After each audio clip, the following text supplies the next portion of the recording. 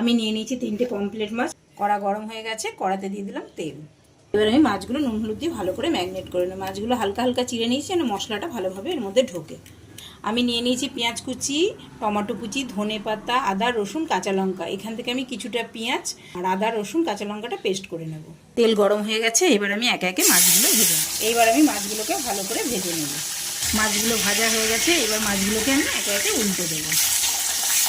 মাছগুলো ভাজা হয়ে গেছে, এবার আমি একে একে মাছগুলো তুলে নেব। এইবার এই মাছ ভাজার তেলেই আমি দিয়ে দেবো কয়েকটা কালো জিরে, তারপর দিয়ে দেবো পেঁয়াজ কুচি। এবার এটাকে লাল লাল করে ভেজে নেব।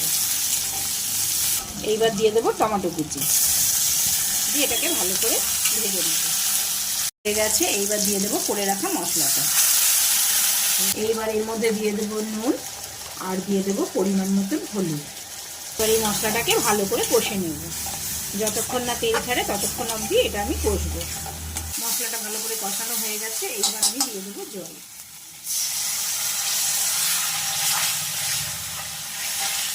ঝোলটা ফুটে গেছে, এবার আমি দিয়ে দেবো ভেজে রাখা মাছগুলো। মাছটা ফুটে গেছে, এবার দিয়ে দেবো ধনে পাতা। এইবার আমি গার্নিশিংয়ের জন্য দিয়ে দেবো উপর থেকে কিছুটা তিল আর দিয়ে দেবো কয়েকটা ধনে পাতা কুচি।